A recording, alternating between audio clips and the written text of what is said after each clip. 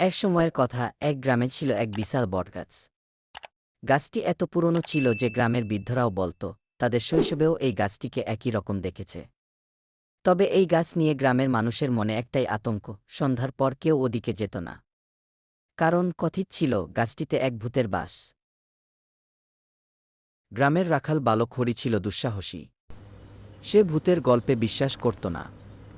একদিন সে শর্ত রাখল, রাতে বটগাছের নিচে গিয়ে দেখবে সত্যিই ভূত আছে কিনা। বন্ধুরা ভয় পেলেও হরি তার সিদ্ধান্তে অটল। ঠিক তখনই গাছের ডাল থেকে একটা ফিসফিস আওয়াজ এল, তুই এখানে কেন? হরি পিছনে তাকাল, কিন্তু কাউকে দেখল না। সে ভাবল এটা তার কল্পনা। কিন্তু এবার গাছের পাতাগুলো অদ্ভুতভাবে কাঁপতে লাগল, যেন কেউ নাড়াচ্ছে। হরি প্রদীপের আলো উঁচিয়ে ধরতেই দেখল গাছের ডালের ফাঁকে দুটি জ্বলজ্বলে লাল চোখ তার দিকে চেয়ে আছে। তার হৃদস্পন্দন থমকে গেল।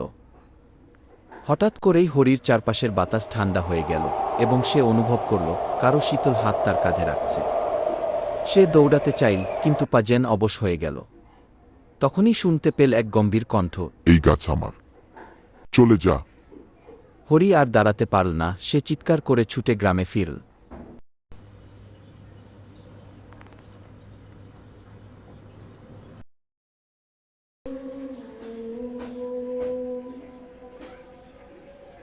সকালে সবাই মিলে গাছের কাছে গেল, কিন্তু সেখানে কিছুই পাওয়া গেল না। তবে গাছের নিচে হরির ফেলে যাওয়া প্রদীপ পড়েছিল এবং তার আশেপাশে অদ্ভুত পায়ের ছাপ।